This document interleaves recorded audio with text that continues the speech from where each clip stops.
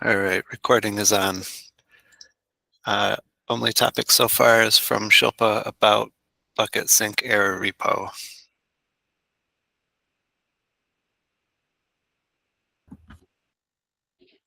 Yeah, hey. Just to give a context for the call. So in data sync, if sync should fail on a bucket shard, we retry these errors. We store these failed entries into OMAP objects stored in RGW log pool. Mm, We then read these entries in data sync, in data incremental sync shard coroutine, and retry sync on them by calling data sync single entry along with other shards. Once a retry for a particular shard is successful, we remove the entry from the OMAP. Uh, so we currently have this retry mechanism only at the bucket shard level during data full sync or incremental sync. So any sync failures captured here would just be retried in this error repo. So I've added a tracker to actually uh, tell what exactly we want for bucket sync. So there are cases when we might have successfully processed a bucket shard during data sync, but then still encounter failures while fetching the S3 object from the remote zone. So it may be due to a network timeout or some failure on the wire. Generally, these are thrown as IO errors, I think. I don't exactly remember what are those error categories. We simply mark these as failure to sync object, and we don't retry syncing them at all. So that means that the sync status might show up as caught up, but because the shards were successfully processed, but the objects might still have failed to sync.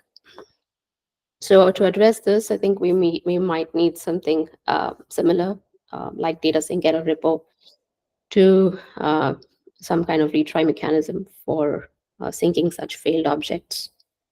So I don't have a full clarity on what this should look like, but yeah, I just wanted to discuss the details. So we might be needing an error repo writing and reading from OMAP, similar to data sync error repo that I just described now. Yeah, but the difference that is that this will track the objects of a bucket that have failed to sync rather than the whole bucket shard. And we should write to bucket sync error repo inside of RGW bucket sync single entry CR. That's where we try to fetch the remote object or try to delete an object. And this coroutine gets called during both full and incremental bucket sync. But I'm not exactly sure where we should be processing them. Where we should be retrying syncing. Um, I think ideally we should retry them during bucket shard incremental sync CR coroutine to sync the object again. But unless something like triggers sync on this bucket, or we run a bucket sync run command, I think we won't be calling this coroutine sync single bucket sync single entry CR. So I guess the error repo will not be processed if we try to read and process the error repo inside the bucket sync. Yeah, it seems But like if if you try to make that error repo per bucket or per bucket shard, then we would have the issue of how to actually schedule the retries if nothing else is happening on the bucket. Yeah. So, I mean, maybe it needs to be at the data sync shard level, like the data sync error repo is, Yeah. but just track individual objects there. And Yeah, I was just coming to that. So okay. if we process it outside the bucket sync, then I think that would probably also need us to use the bucket shard and generation to be encoded, just like how we currently do with data sync error repo. So in that case, I'm not exactly sure how different a bucket sync error repo would look from a data sync error repo.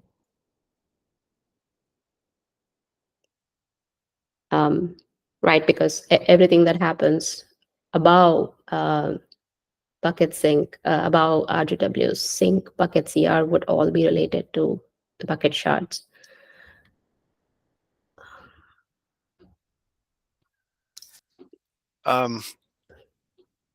Well, I guess the entries in this error repo would be individual objects also identified by their bucket. And we Mhm. wouldn't want to run any bucket sync code for that. We would just want to Oh, retry okay. So syncing the object itself. so we just call, so we just find a way to call the bucket sync single entry CR outside without running the bucket sync CR, but from data sync single entry for the per object error repo, I guess.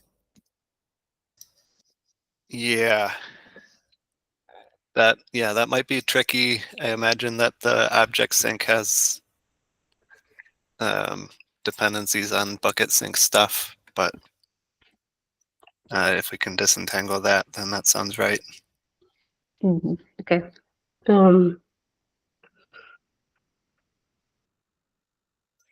okay. And yeah, in data sync, I think our error repo OIDs just have the like the same OID as the data sync status object name with a retry suffix added. Um, but you have a fixed number of OID names to choose from based on the number of data sync shard count, which is by default 128. I think we could use the same logic here for bucket error repo, except that the keys have the bucket shard and generation. I mean, except that maybe we could have a probably lower number of shard count.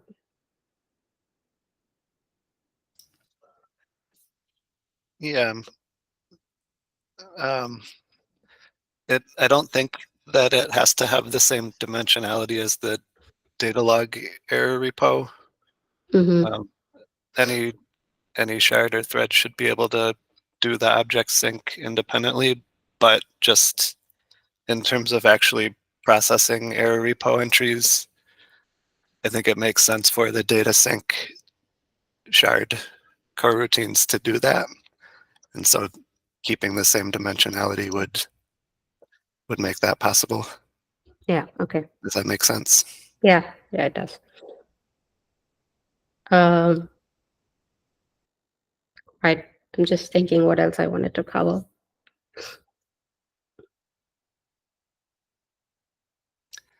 So I know that we don't want to do retries if object sync fails with enoent Yes. because Right. it'll Because never succeed.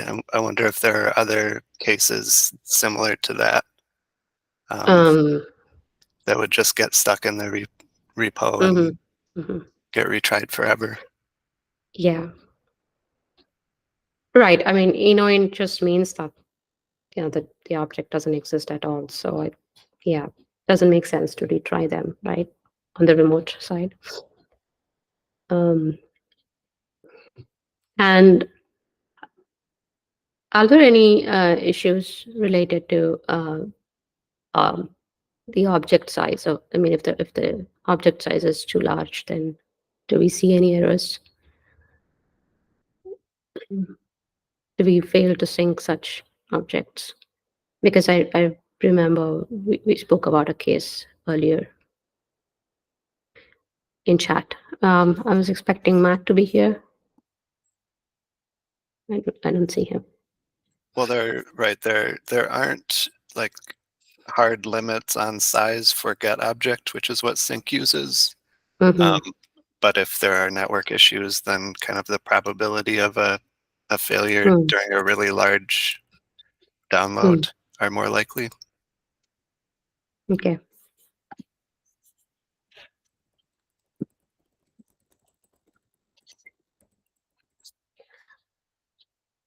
Right.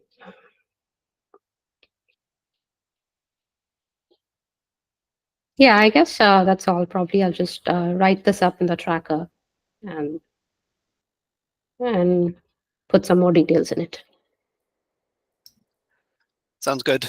Hopefully the code at the data sync level looks a lot like the existing error repo processing. It just calls some different coroutine that goes off and syncs an individual object. Yeah.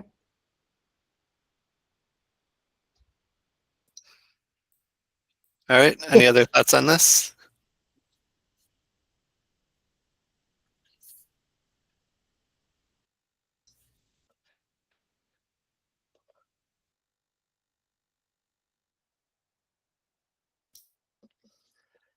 Shall we move on then? Welcome, Mark. I did add your keystone caching issue to the agenda. Thank you.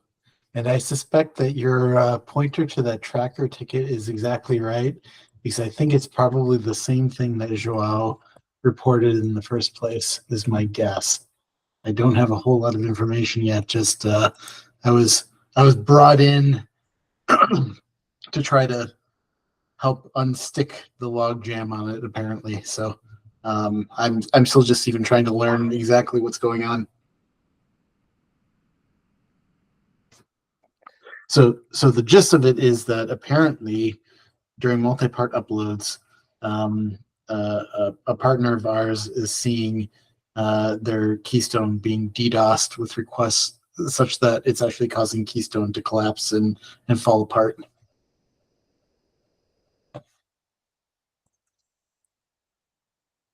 And that's like the gist of what I know so far in its entirety. Okay. Marcus is on the call, and Marcus, since you were involved in Keystone caching stuff earlier, I think this got assigned to you by default. But I think the issue is that if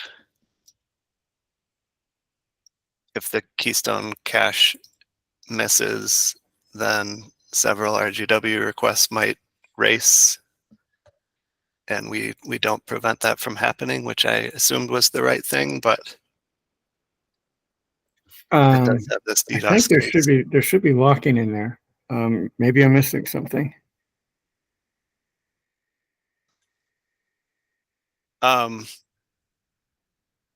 Yeah, I mean it's not an issue of thread safety. It's just that like if a bunch of requests come in and don't find a cached secret, then they'll go off to Keystone all at the same time, and then one comes back and saves the secret so that later requests can use it, but all of the racing requests don't.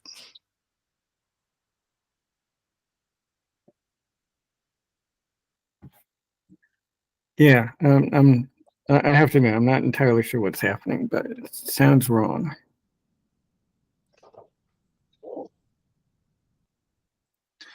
So I see that Joao apparently even he maybe put a reproducer in the ticket.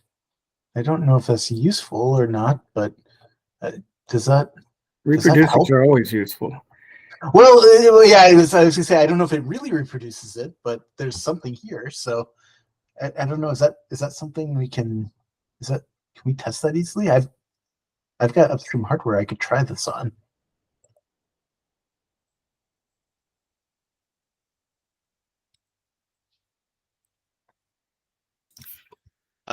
Later comments in this tracker say that just running a multi-part upload with thousands of chunks against a cold cache will do the same.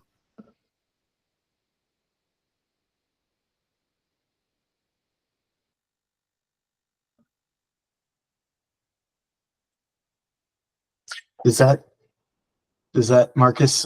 Does that sound like it could be possible based on what you know of how we handle this kind of stuff?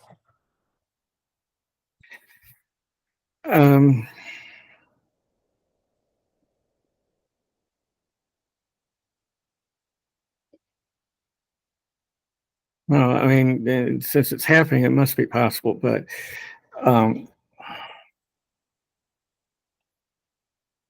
it's kind of sounding like that the first thing that gets a miss on the cache probably ought to be creating a kind of placeholder entry in the cache to say that it's being updated and that further requests should wait on that to pop up. And presumably that's the missing code that's not there.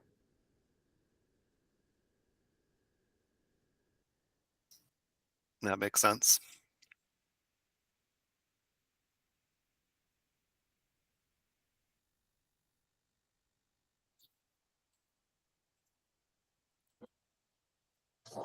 So I confess, I don't actually even really understand what it does right now, or how hard that would be to change.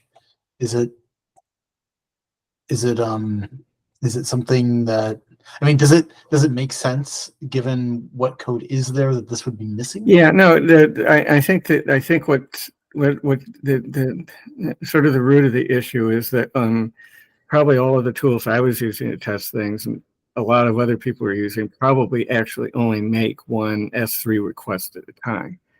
And there must be clients out there now that are smart or sort of smart and try to do a bunch of uploads in parallel. Sure. Okay. I guess I'm confused by the multi-part reproducer though, because you can't upload thousands of chunks until a init multi-part request completes. Yes, So but I'm not sure. once that completes, you can upload all your pieces at the same time. Understood, but wouldn't init multi-part initialize the cache? Assuming that they're using the same auth for all of that? Oh, well, if you've got multiple Rados gateways, conceivably you could be distributing things between the different gateways. You're right. Okay.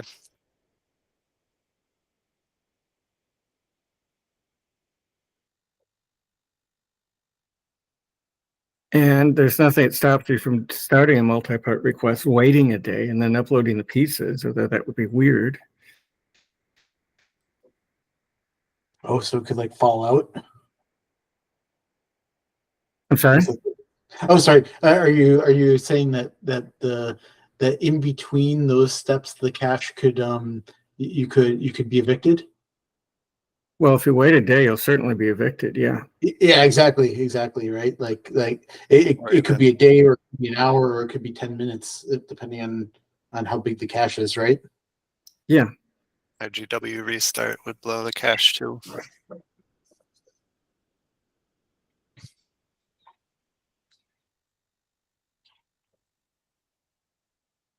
Yeah, so there are definitely ways to do it. Probably the easy way to reproduce this for Toothology would be to set up two gateways, create an initial multi-site request from one gateway, and then upload the pieces all at once from the other gateway.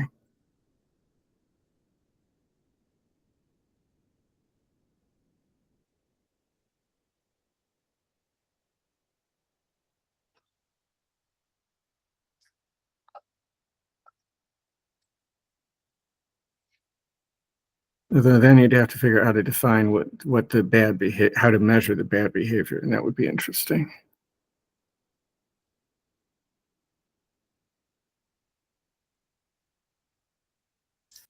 Yeah. So in RGW, and forgive me if this is really off base, there would the first thing that's this process, the first request that's processed, wouldn't necessarily guarantee that the cache entry is created in such a way that the other processes would be able to utilize it. It's not like synchronous in that respect. In what I presume is the bad case, I'm guessing that the second request is coming in before the first request has managed to populate the cache.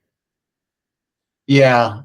So the other request is handled independently.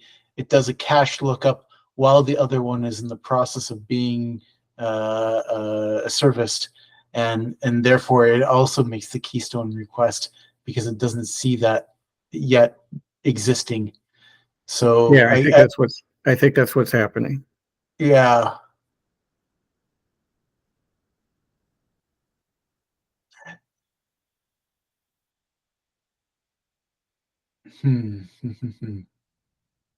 And apparently a simpler way to request it to create the scenario would probably be just to start off with a cold RGW and make several requests all at the same time.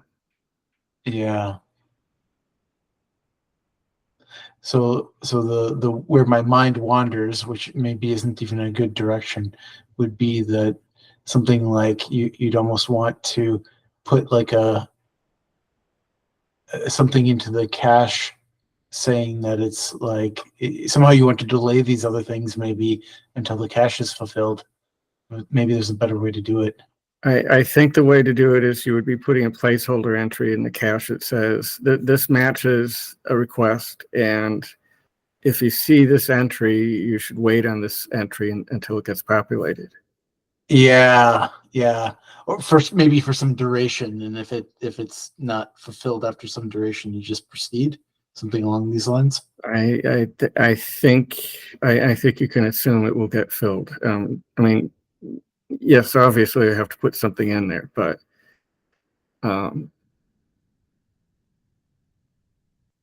the only reason it wouldn't get filled is because the other thread that's trying to populate it fails in some interesting way. So that just means the failure has to do the right thing. Or potentially, could you run into a situation where your cache is so small and the requests are coming in so frequently that by the time you check again, it's already fallen off the cache or already been evicted from the cache? Well, there's actually another case that's worth worrying about, and I think that's if you set the cache down to, I think, 0 or something like that. Yeah, exactly. There's these corner cases that we probably have to worry about a little bit. Mm-hmm. How hard would it be to do this, Marcus? Probably not that complicated, just pain in the ass, that's all. Okay. Sorry, my alarm is going off here.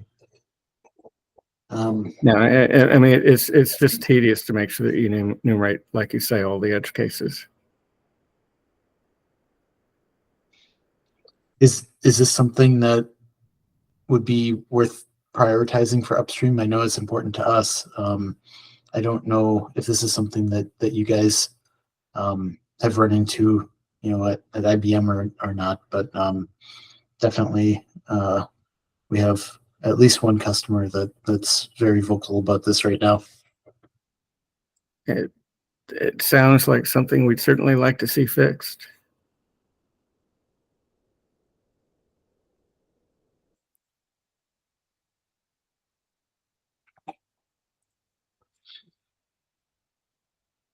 Who would be best to work on it? Well, there's possibilities. I'm certainly one of them. Yeah. This whole Keystone cache was contributed by upstream developers, so it wasn't. Marcus was just involved in the review, if I recall. Sure. But if anybody is willing to take this up, then we're definitely willing to help with guidance and testing. Okay. I'll try to see if there's anyone on the CLISO side that can work on it. There's maybe a couple of possibilities. We're small, so we're overloaded, but we can. This is important to one of our customers, so I'll see what I can do in terms of if we can contribute it. Certainly, none of us are as familiar with RGW as anyone on this call is. We haven't hired anyone that has done really a lot of RGW development, so it would be kind of new for us.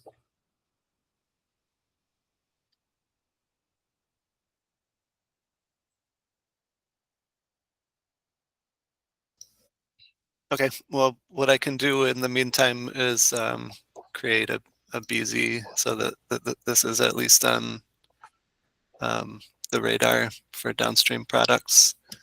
That might help. Sure. If I could find someone on our side that could work on implementing it, is there any chance that there's someone on the IBM side that they could kind of work closely with to make sure they're not going down the wrong path? Yeah, absolutely. I'm happy to help. Okay, great. Let me see what I can do. We've got one guy that's a pretty good C++ programmer, but he's pretty new to the Ceph code base, so that we'll have to see how that would work out. And I've got another guy that might be able to that could maybe help on it, but I think well, I don't know. We'll see. So let me see what I can do. Casey, I'll try to coordinate with you on it.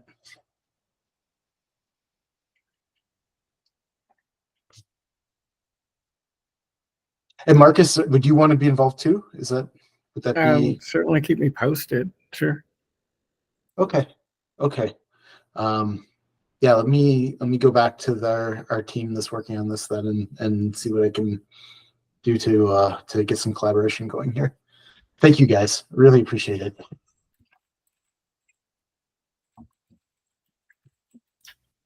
Thanks, Mark. Any other thoughts on this?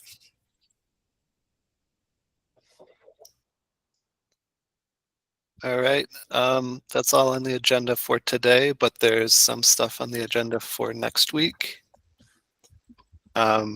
Is there anything to discuss about cross-zone group replication this week? Hey, Sina. Yeah, hi. I mean, I'm available if you want, Shilpa, to discuss it right now. But just as an update, I just could finalize what I had on my mind. So now the right path and pooling are all optimized to have multiple zone groups without any overload or overhead for pooling and processing unrelated entries. So I'm really eager to hear some feedbacks on it, so see if we can move forward with it. Yeah, hey, Sina. Yes, I haven't been able to look at the newer code changes that you've made, but I'll take a look at them, and we could discuss this for next week because I'm also expecting Yehuda to be around for the call. But I'll give a look at all the new changes you've made so I can have better feedback by next week.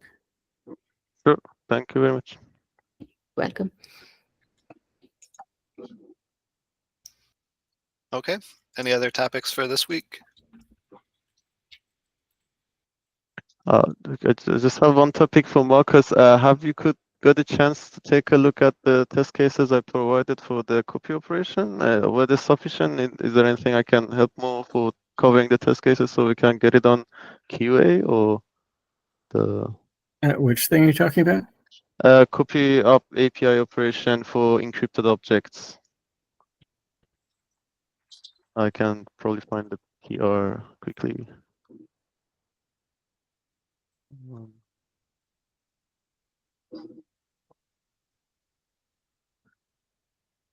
Yeah, this one.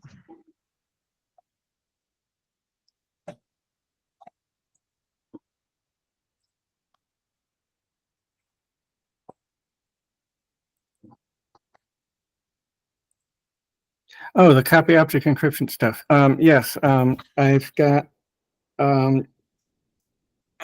a branch almost ready to push out. I want to run it through one more set of tests, and then I'm going to push it out hopefully today. Oh, all right. I mean, I just provided some S3 tests in the repo for the coverage. If that could help for the coverage. If you've got 2,000 tests, that would be great. It's a matrix test between all encryption to another encryption. So for example, from SSE3 to SSEC or SSE KMS, all okay, fine. Okay, that's actually okay. Yeah, I have a more extensive script that I'm hoping to dump in a future pass through this thing. Okay. So that may not be as useful as I was hoping, because I've got those cases covered. Okay. Or I should have those covered. Perfect. Thank you. Marcus, excuse me. It sounds like you're not doing that through S3 tests, though. No. Is there a specific reason that you can't? Because I need to be able. I need to set up object storage classes, and I also working as KMS and Vault and stuff. You could certainly do. certainly for the permutations you were talking about, yeah, you could put those into S3 tests. It's just that for this object storage classes, there's more that you have to do. We already do have integration for S3 tests to set up storage classes. Same for all the KMS styles. Yeah, if you got that, then maybe that, sure, okay.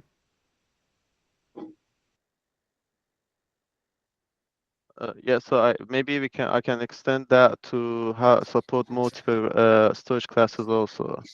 Then we just need to run the test in Topology in QAs that involve storage classes. But Sure. Yeah. I definitely missed the case that how storage class is related to the encrypted. Is it about just because it's different storage classes, different pools, so we need to test if that is also covered, or is it something else that needs to be covered? If you the issue is that if you have a storage class that invokes compressed behavior, the compression is another layer of processing that happens internally when it's copying the object, and that was one of the ways that things could break. Understood. So yeah, one of the test case, one of the scenarios to cover is to go back and forth between compressed and uncompressed objects. I think there is a Bugzilla out there that has a comment on that. I'm not sure if you can see that though.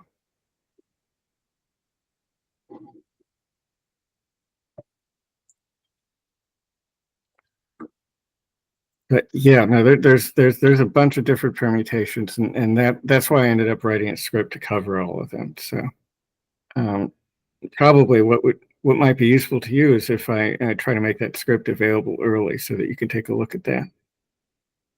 Yeah.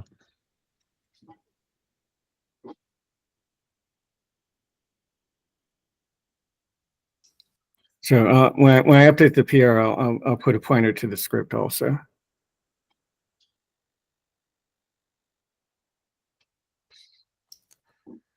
Thanks, Marcus. Thanks for following up, Sina.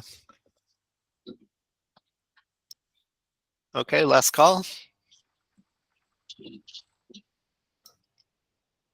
Thanks, everybody. See you next week. Thanks, guys. Bye.